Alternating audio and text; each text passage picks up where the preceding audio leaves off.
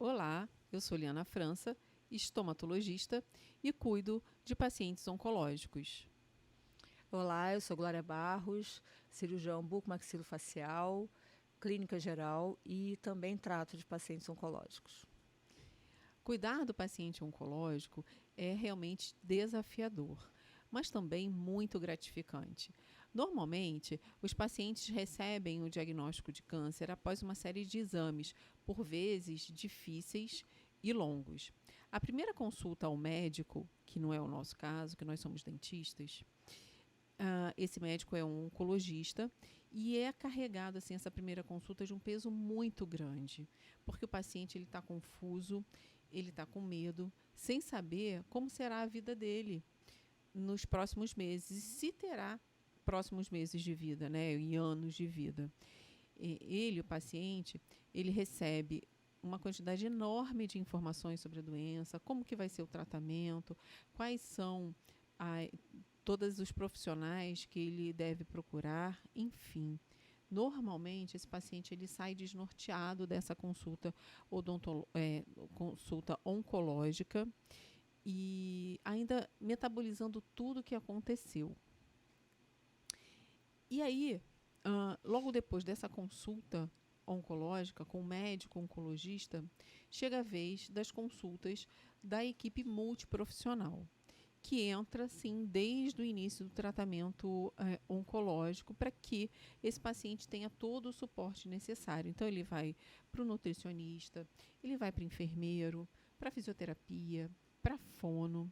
A gente pode imaginar perfeitamente a atuação desses profissionais frente ao paciente oncológico, porque a gente sabe da importância da alimentação, do olhar atento do enfermeiro e da equipe de enfermagem durante as infusões, a reabilitação após as cirurgias, quando elas são necessárias. E aí a gente fica pensando, mas e a odontologia? O que a odontologia é capaz de fazer para ajudar esse paciente oncológico?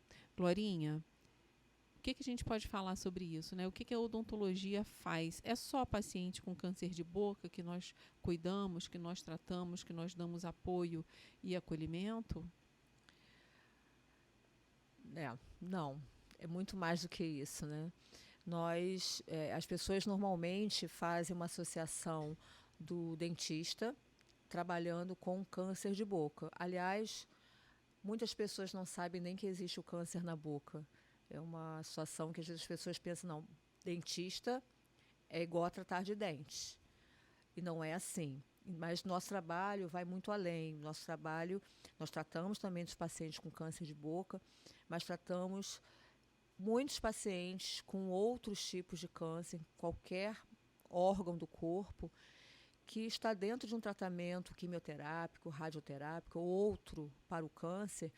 E essas medicações ou radioterapia podem trazer consequências para a cavidade bucal. A boca ela não está desconectada do corpo. Eu costumo fazer uma brincadeira falando que a boca não está numa gaveta que a pessoa chega no consultório com uma boca. Ela é uma pessoa, então o tratamento oncológico muitas vezes causa algumas alterações por conta de medicamentos ou outros tratamentos e que nós precisamos intervir naquelas situações para dar melhor qualidade de vida ao paciente durante todo o seu percurso terapêutico. E existem situações muito específicas da área da odontologia, como possibilidade de infecções, o sistema imunológico, né, a imunidade do paciente fica alterada durante o tratamento, e isso o deixa mais suscetível a infecções de vários tipos, oferecer melhor qualidade de alimentação por conta da salivação, que às vezes fica prejudicada, feridas na boca, questões clínicas odontológicas, que às vezes o paciente tem uma situação clínica mais crônica e durante o tratamento oncológico pode se tornar uma situação aguda. Então, trabalhamos de forma preventiva nesse cuidado do paciente, no tratamento de cáries e doenças de gengiva, não só apenas as questões causadas pelo tratamento oncológico. O paciente estar com uma boca sadia é fundamental para que ele tenha qualidade, não tenha dor de dente durante o tratamento, possa se alimentar bem, porque se ele não se alimentar bem, ele vai ter ficar desnutrido, menos nutrido. Isso debilita emocionalmente também para a pessoa que não consegue comer. Então, a odontologia para o paciente oncológico era para qualquer paciente oncológico. Ou seja, nós fazemos toda a parte clínica odontológica do paciente, né, do cuidado dentário, do paciente que está em qualquer tratamento oncológico, né, e aí, nesse caso, você realiza esses atendimentos. Além disso, nós tratamos das repercussões bucais do próprio tratamento, Sim. ou da quimioterapia ou da radioterapia, aí sim, essa especificamente dos pacientes com câncer de boca, né? E além disso, da imunoterapia e da terapia-alvo molecular, ou seja, qualquer paciente que esteja em tratamento oncológico, ele pode vir a ter complicações ou situações bucais e pode precisar da nossa atuação. Sim, e assim, pensando que nós trabalhamos de uma forma preventiva e terapêutica, né, que o ideal é que todo paciente oncológico faça a consulta ao iniciar o tratamento com um dentista que tenha experiência em oncologia. Eu acho que isso é muito importante na medida que eu faço clínica geral e cirurgia. Um clínico geral que não tem experiência em oncologia, ele é um excelente clínico geral, ótimo na sua área de atuação, um especialista em qualquer área da odontologia, mas existem situações que a gente precisa avaliar no paciente oncológico. Ele está no momento certo para fazer uma intervenção cirúrgica, mesmo com dor? Podemos fazer, naquele momento, uma extração no paciente, por exemplo, um exemplo bem prático. Remoção de tártaro, por exemplo, é o momento para fazer, não é? Então, e principalmente, o dentista que trabalha com oncologia, ele recebe paciente do seu médico, o médico assistente daquele paciente. Esse estreitamento de vínculo para definição do planejamento terapêutico é fundamental, tanto na parte clínica odontológica, na parte cirúrgica, como no tratamento das alterações que decorrem do próprio tratamento oncológico. Isso, e é muito importante a gente realmente estar numa equipe, né? Por isso que essa equipe multiprofissional, ela é já formada, porque ali a gente tem interação com toda a equipe, com todos os profissionais, né, de todas as especialidades e profissões, e com a possibilidade de discutir a situação do paciente e pensar na melhor proposta para aquele caso específico, né? E assim, quando a gente pensa em equipe multiprofissional na oncologia, isso é fundamental, porque o médico ele faz o diagnóstico, mas a equipe se une num quebra-cabeças, porque se a parte nutricional ficar prejudicada, vai ficar prejudicado o tratamento oncológico, às vezes até tem que interromper por conta de uma desnutrição, uma caquexia, um estado de mais fragilidade orgânica. Se o paciente está com uma lesão bucal grave e não consegue comer, ele vai ficar sem se alimentar e muitas vezes até o médico tem que interromper o tratamento oncológico por conta de uma condição bucal. Essa nossa interação com a fonoaudiologia, com a nutrição, com a psicologia, com o médico, o enfermeiro, com o técnico de enfermagem, é super importante porque se torna uma rede de apoio profissional. E a gente percebe no dia a dia o quanto isso é valioso para o paciente. O paciente vai ao consultório, é atendido por nós, e normalmente ele fala assim: eu me sinto apoiado. Né? Isso é uma coisa muito importante, a pessoa sentir o apoio não só da rede familiar, mas se sentir seguro com relação aos profissionais que estão tratando dele. E em algumas situações a gente ouve assim: eu tenho o meu dentista, mas eu estou um pouco inseguro, porque não trabalha com câncer. E o contrário também, né? O dentista que não está habituado a cuidar do paciente oncológico, ele também tem uma dificuldade, uma insegurança de cuidar desse paciente. Será que eu estou fazendo certo? Será que eu não estou aqui E isso é bom, cometendo... né? Isso é bom porque nós não vamos dominar tudo em todas as áreas de conhecimento, não pretendemos, né? E nós temos realmente que compartilhar com o colega. Naquele momento, ele precisa que aquele paciente seja tratado clinicamente por um colega. Depois de uma questão de mais normalidade, ele vai voltar a ser paciente daquele colega, né? Numa outra situação.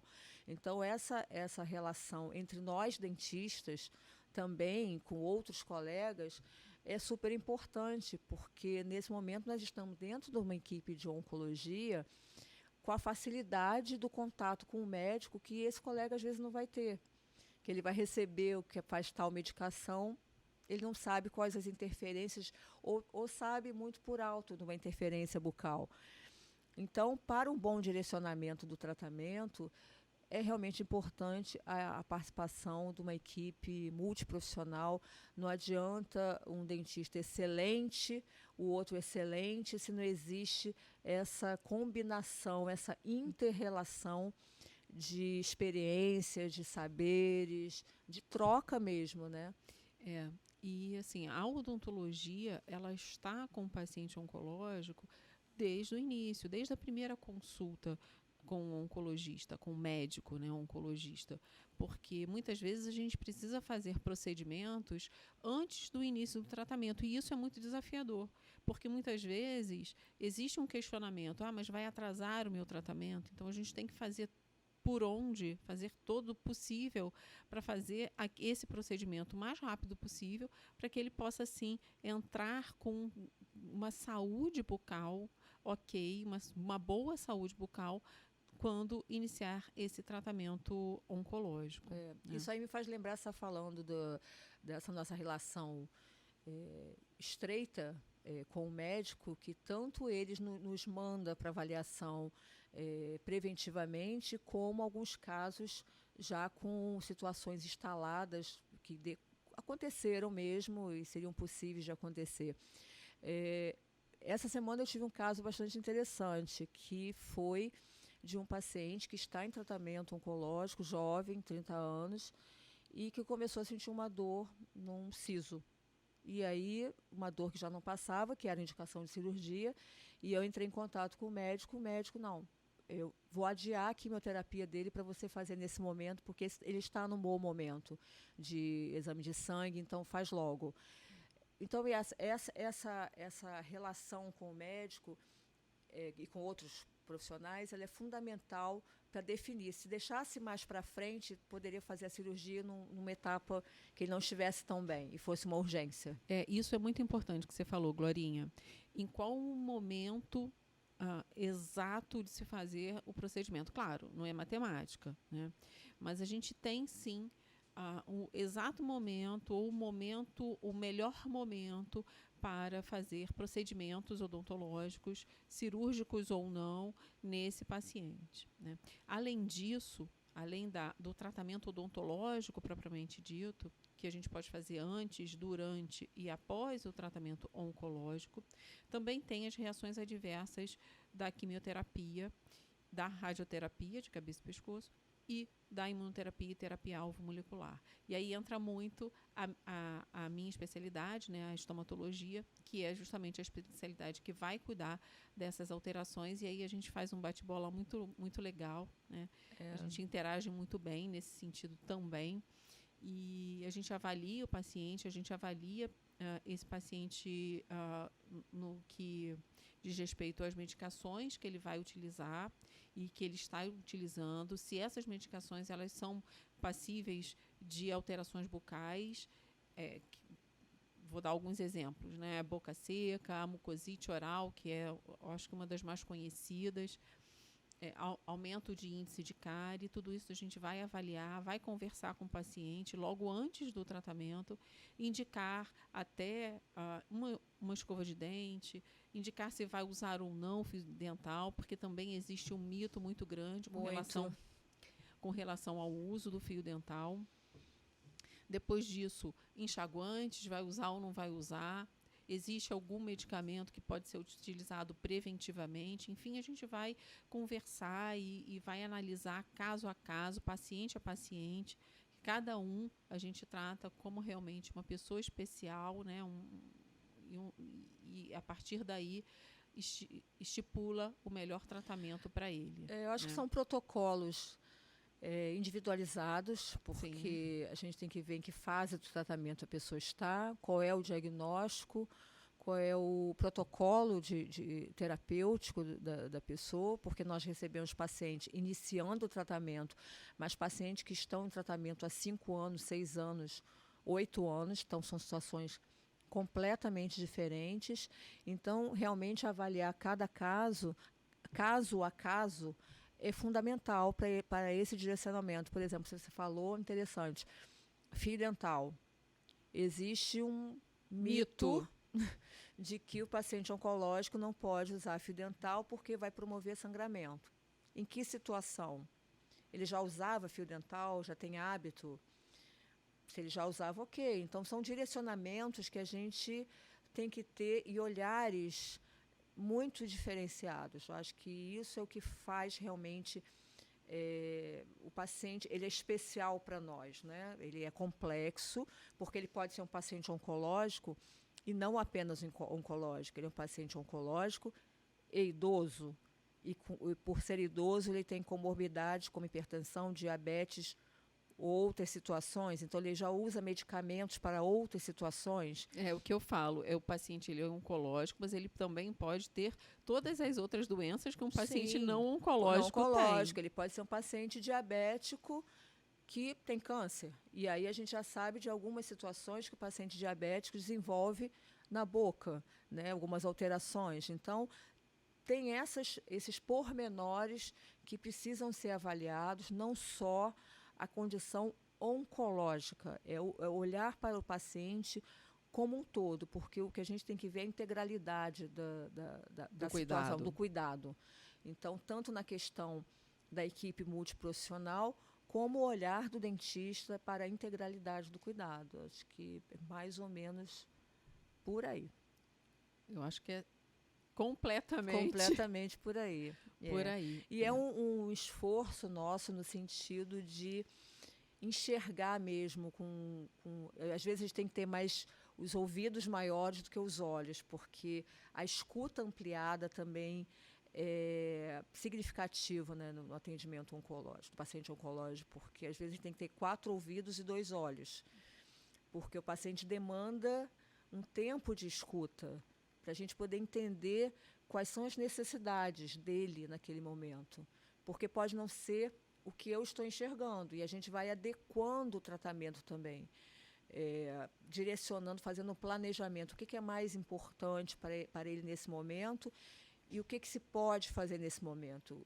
Não é um paciente comum que a gente vai fazer um planejamento, tantos dentes a restaurar. Qual é a prioridade, né? Glorinha, você está falando uma coisa assim muito, muito, muito importante.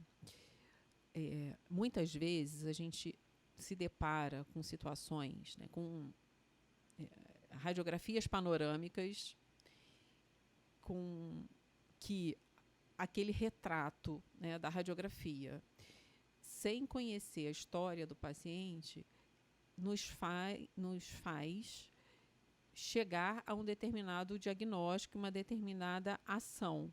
Vou dar um exemplo. Um paciente que tem um canal que precisa ser retratado. Retratamento de canal. Uma coisa simples. Sim. Né? Muitas vezes, para um paciente oncológico, ele não tem tempo de retratar aquele dente. Para o paciente oncológico, o resultado do tratamento é extração.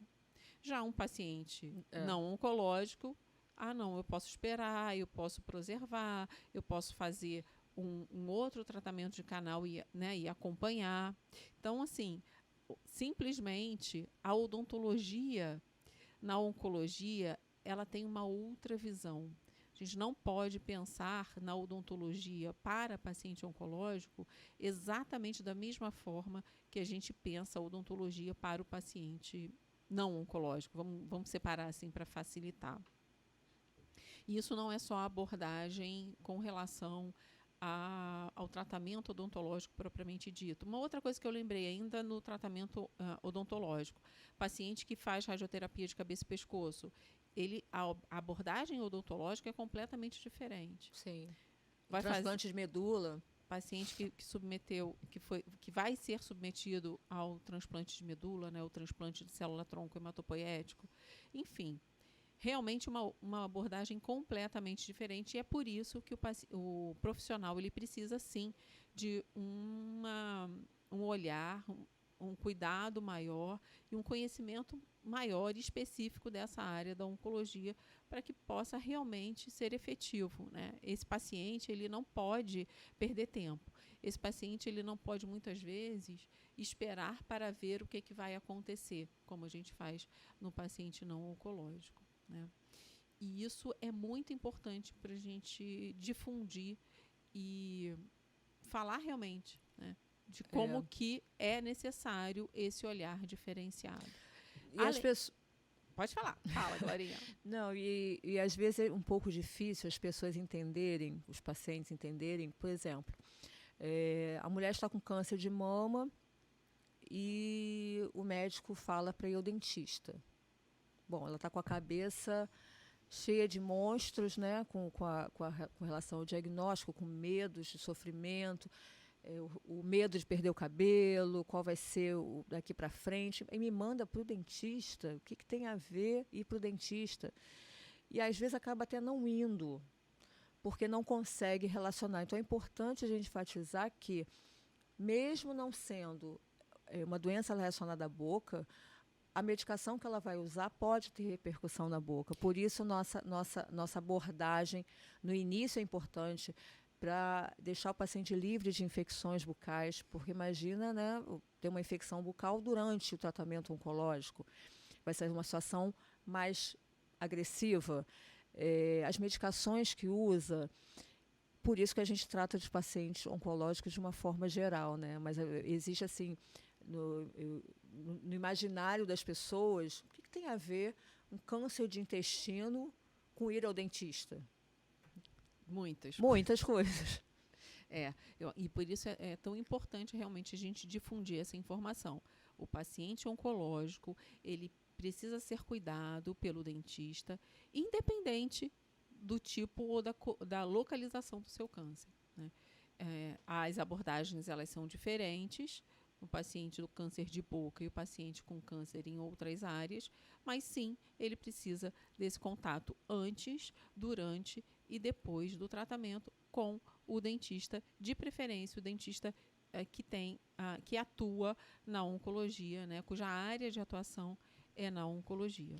Sim, essa questão do antes, durante e depois, a gente pensa no depois, quanto tempo depois, né? Porque na fase de segmento do tratamento do câncer, o paciente fica, muitas vezes, e não interrompe a medicação, se troca a medicação principal daquele período e continua por anos com algumas medicações que ainda podem causar situações na boca. Me lembrou, eu acho que você já sabe até do que eu estou falando. Lógico. Do que eu vou falar.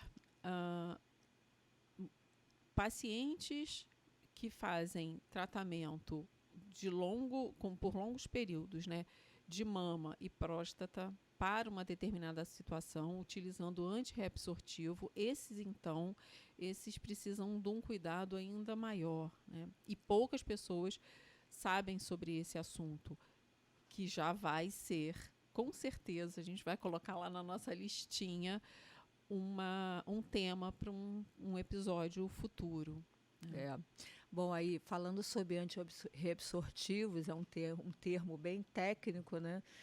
É uma medicação que é necessária fundamental para alguns casos de câncer de mama e de próstata, como Lili falou, é necessário, se usa por um tempo, né, às vezes um longo período, e que causa uma alteração, pode causar uma alteração no osso. E essa alteração pode ser causada também na boca.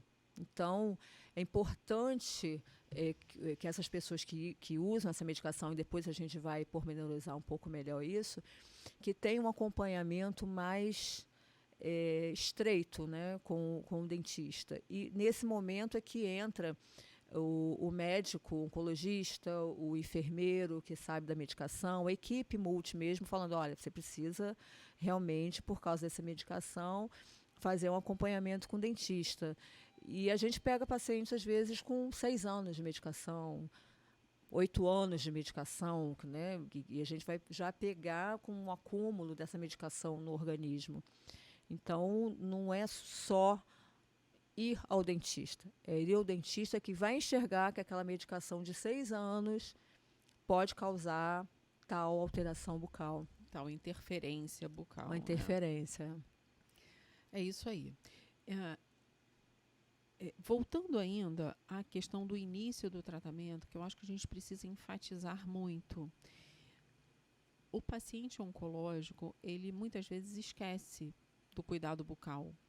Porque, como você falou, é tanta coisa que esquece até de escovar os dentes.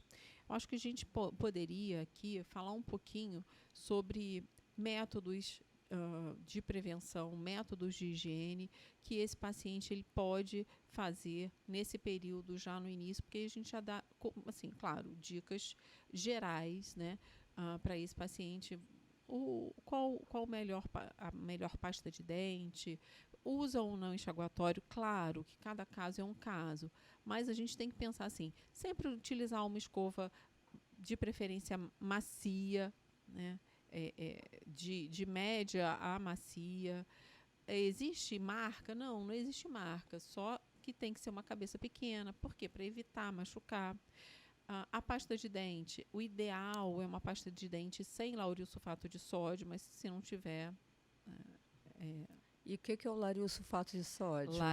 Lauril sulfato de sódio é o sabão da pasta de dente.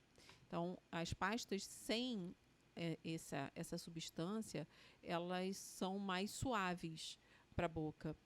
E isso é importante, porque previne ardência. Às vezes o paciente está com a boca seca e aí precisa realmente de uma composição mais suave dessa pasta de dente.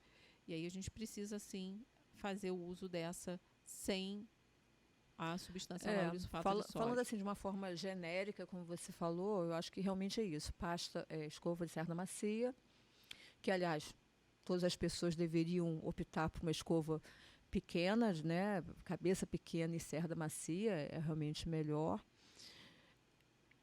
A pasta sem lauril sulfato, acho que é bom o dentista também poder indicar qual é a marca, a própria pessoa na farmácia, eu quero uma pasta sem lauril sulfato. Vai ficar difícil comprar, então a importância dessa consulta com o dentista para que ele possa sugerir. Às vezes as pessoas reclamam, já recebi reclamação assim, nossa, mas essa pasta é esquisita.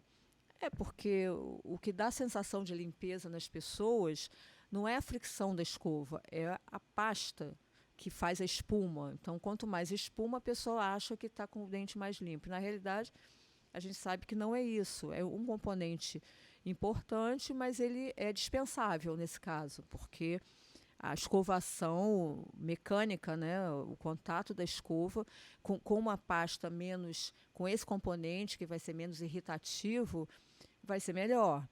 A questão do uso do fio dental, que é importante para qualquer pessoa. Sabe usar, a gente vai direcionar a melhor maneira de usar o fio dental. Existem maneiras de usar fio, né? A questão do enxaguatório é importante, é fundamental para aquela pessoa usar enxaguatório.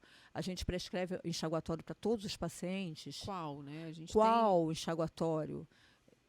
Então, é individualizado, até assim, como uma forma geral, é isso, né? Pasta, fio, e o enxaguatório, eu fico assim meio, é necessário, a gente tem que saber qual indicar, porque tem inúmeras marcas no mercado como benéficas, e a gente sabe que tem uns detalhes diferentes entre um e o outro, de composição, né?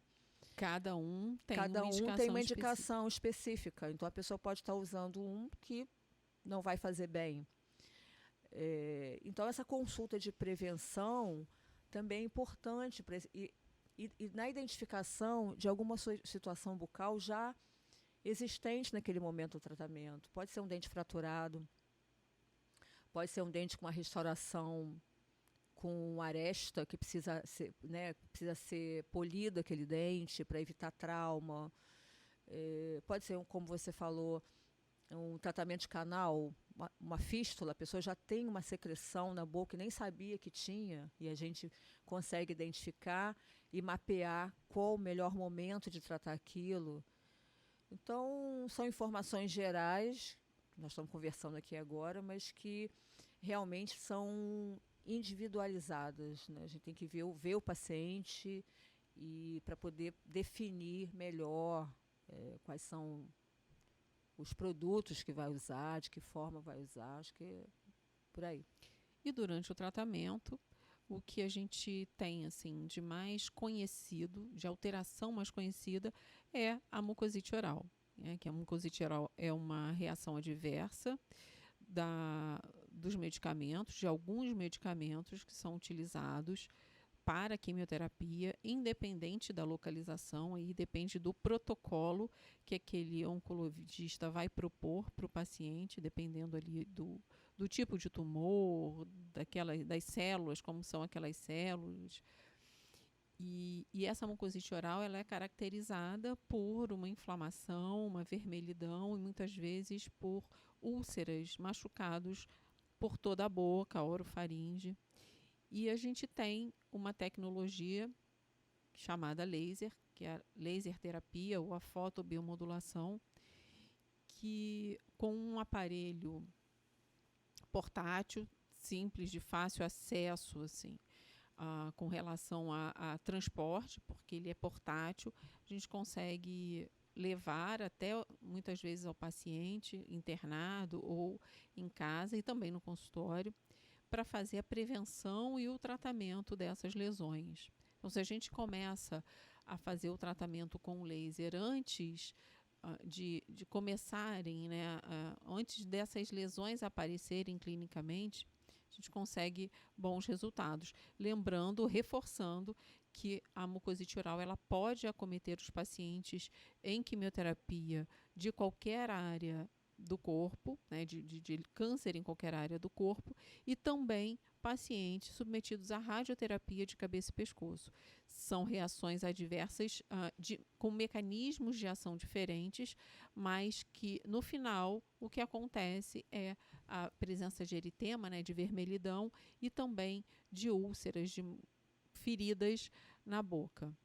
O laser realmente fez uma grande diferença na vida dessas pessoas, na qualidade de vida dessas pessoas, interrompendo ou minimizando esse processo, essa reação adversa. E a gente pode dizer que realmente assim, foi divisor de águas dentro do tratamento oncológico. Infelizmente, a laser terapia ainda é pouco conhecida, assim, levando em consideração o nosso universo. Poucos profissionais são habilitados em laser terapia. Recentemente, eu fiz uma pesquisa dentro do Conselho Federal de Odontologia. Dentre os 400 mil dentistas, somente 2.500 são habilitados e registrados no Conselho Federal de Odontologia como laser terapeutas. É importante a gente difundir essa informação para que mais profissionais possam fazer a habilitação e possam cuidar desse paciente de forma a esse paciente ter uma qualidade de vida melhor, porque sabemos que dependendo da complexidade dessas lesões, esse paciente ele precisa ser internado, ele precisa interromper o tratamento oncológico, tudo que a gente não quer. Não, né? e é importante você falar sobre isso porque realmente a mucosite oral ela pode se tornar tão grave e ser um fator de interrupção do tratamento oncológico, seja ele por radioterapia ou por quimioterapia, porque a pessoa fica com uma gravidade tal de não conseguir comer, não conseguir beber água, e aí chega a ser internada para fazer alimentação por sonda e tem que interromper realmente o tratamento por um período para poder se alimentar, porque até a hidratação fica difícil. Então, o laser veio como realmente um divisor de águas, acho que no tratamento da mucosite oral, tanto da forma preventiva como terapêutica, porque a gente previne muito a quantidade de lesões que o paciente pode vir a ter, né, com tratamento preventivo, profundidade de lesão. Como você falou, às vezes a mucosite pode começar como uma parte vermelha na boca, que ainda não abriu uma ferida. E pode serem múltiplas lesões que se juntam e quem já teve uma afta, por exemplo, sabe o quanto dói. Então, não consegue falar por causa de uma afta no lado da língua. Imagina uma boca inteira como se fossem, exemplificando aqui, múltiplas aftas, que pode atingir a criança, pode atingir o adulto, pode atingir qualquer pessoa. Aliás, a mucosite pode acontecer tanto na mucosa oral como na mucosa de todo o trato gastrointestinal por conta do revestimento desses tecidos, né, do tecido ser igual ao que é de revestimento da boca, pode ir até a parte final do sistema gastrointestinal. A gente não vai atuar nessa área, porque a gente está falando de mucosite oral, mas num caso mais avançado, o paciente pode ter em toda a região. Então, o laser vem como uma intervenção, uma ferramenta que tem que ser bem utilizada, o diagnóstico tem que ser feito de forma muito correta. É mucosite mesmo? Não é? Tem alguma outra situação associada? Aí vem a minha amiga estomatologista. O que a gente tem que adicionar ao tratamento do laser? Eu acho que isso é importante, porque às vezes as pessoas pensam que é só laser. Não. Primeiro é diagnóstico, o laser vem contribuir. Existe algum tratamento associado, tem que ser feito, oral, local ou sistêmico, né, para poder contribuir para a cicatrização, para a melhora da dor, qualidade da alimentação, da fala, porque o paciente com mucosite, nos casos mais severos, não consegue comer, isso abala não só a parte física, mas abala o emocional. Eu já estou tratando isso, agora estou com ferida na boca que não consigo engolir.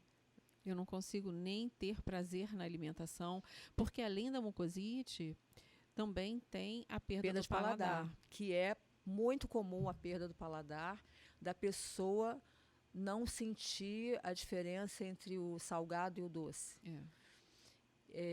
Então, é um período, né, que a pessoa vai ficar com esse desconforto, né, muito sério. Mas que não é só a mucosite, né? A gente tem outras alterações. Mas como está fazendo mucosite oral, realmente, e como você falou, eu acho que o dentista habilitado em laser terapia, ele vai ter mais condições de usar um aparelho, que é um aparelho que tem que ser... Você tem que saber a dosagem que vai entregar ali, o que você quer fazer, o que se pretende com aquela tecnologia. A habilitação vai trazer segurança para o dentista para que ele possa utilizar a tecnologia da melhor forma possível. E ter bons resultados, né? Consequentemente, o resultado é consequente de um planejamento.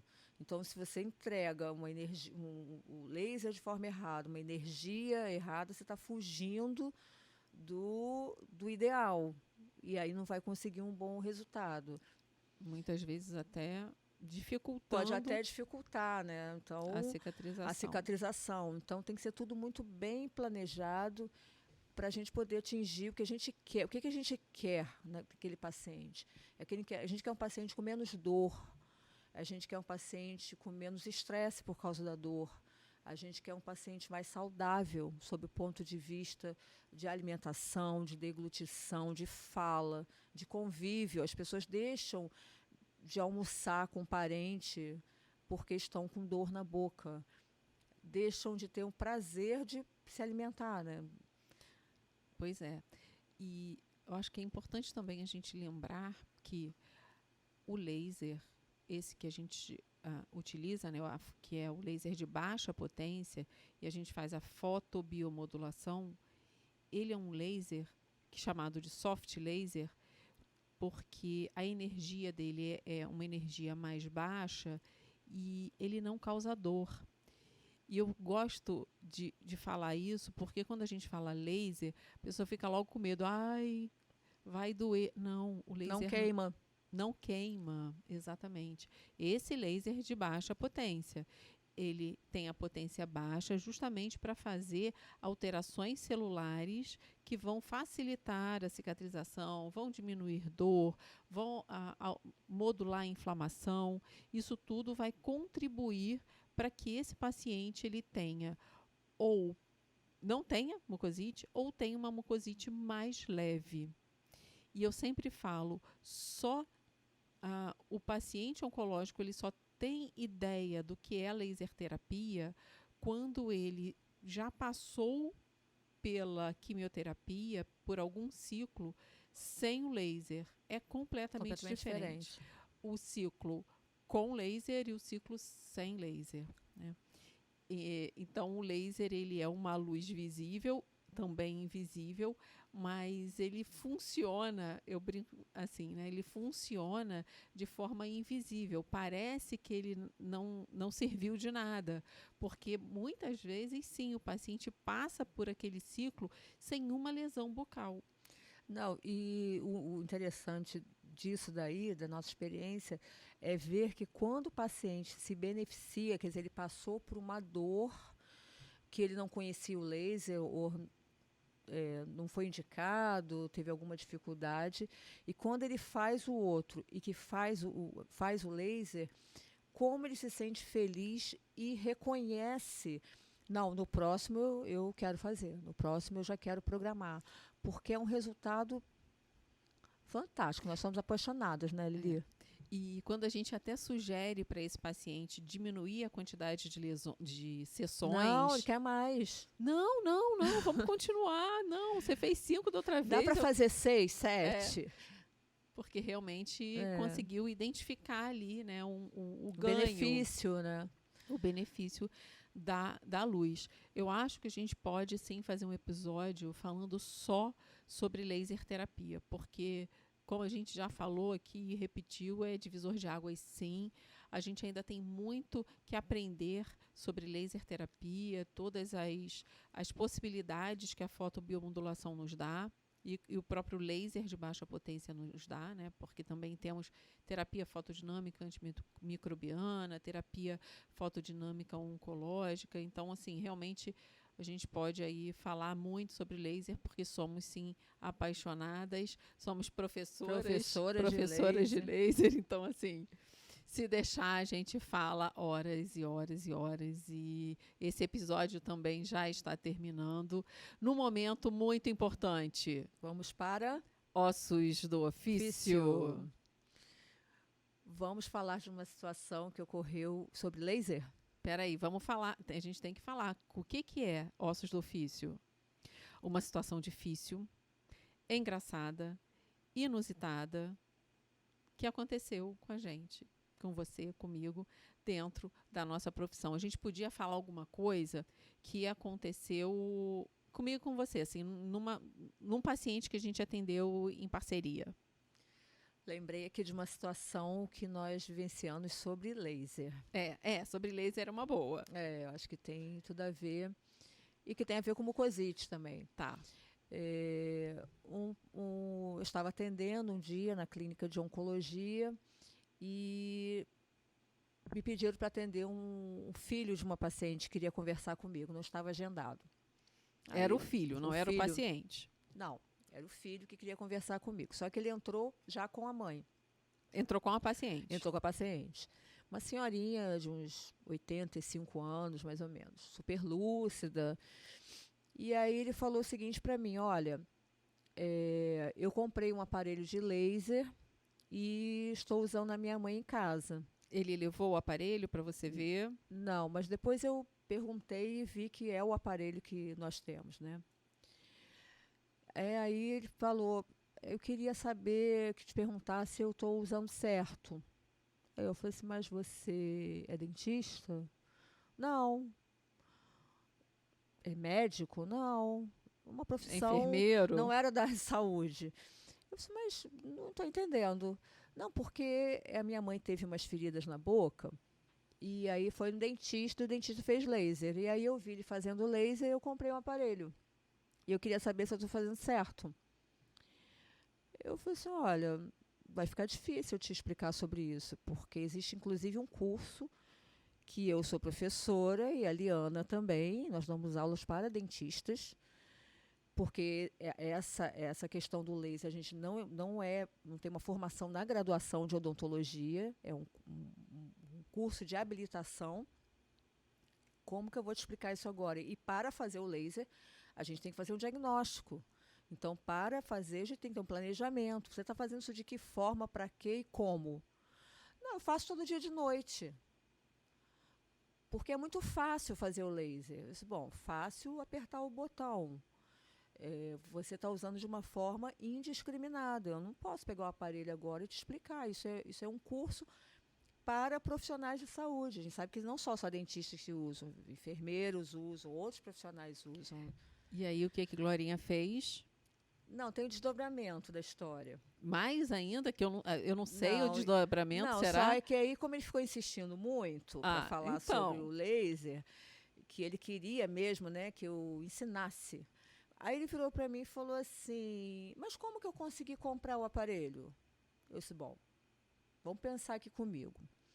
Você vai ligar para a Ferrari e vai dizer que tem dinheiro na conta para comprar o melhor carro da Ferrari, o modelo mais novo. A Ferrari vai te entregar um carro ou vai perguntar se você tem carteira de habilitação? Aí ele: vai me vender. Você comprou um aparelho de laser de uma indústria que não sabia que você ia dar para um dentista, vendeu. Agora, você tem direito a comprar o aparelho, não é negado isso. Só que as pessoas que trabalham na área é que devem adquirir. Como quem vai comprar uma Ferrari tem que ter carteira de habilitação. Não, vai dar Ou vai dar para uma pessoa, mas eu quis dar o exemplo para Aham. mostrar que a venda é o que... Não existe a barreira para a venda. Existe a consciência de você usar uma ferramenta em casa sem saber o que está fazendo. E aí depois ele foi para Aí você, né? Aí Glorinha fez o quê? Mandou para mim, para eu convencê-lo. Esgotou as minhas possibilidades. Esgotou, e aí mandou para mim. E aí eu também fiz todo um discurso. Não, mas não adiantou, porque continuou usando. E Mas aí a gente não sabe, esses ossos do ofício, a gente não sabe o final da história. Deixa para o próximo episódio, quem sabe. Mas é curioso, né? Achei curioso a pessoa... Não, e ele justificou o seguinte, que seria melhor investir no aparelho do que pagar as consultas para tratamento. E na época a gente estava com uma turma confirmada para fazer. Olha, eu sugiro o seguinte: você me dá esse aparelho aqui, eu vou oferecer para os dentistas que vão fazer curso, o aparelho está novo, você pega esse dinheiro e paga as consultas para o dentista, que sabe fazer. Mas não consegui convencer. Enfim. Fizemos a nossa parte. Né? E reforçando a importância, né, de saber utilizar qualquer tecnologia. Isso, claro, a gente tem que saber. Né? Glorinha. Acabamos. Foi um prazer, mais uma vez. Adorei. Esse projeto está maravilhoso. E vai dar super certo. Já deu, né? Super certo. Vocês aí comentem, curtam, por favor.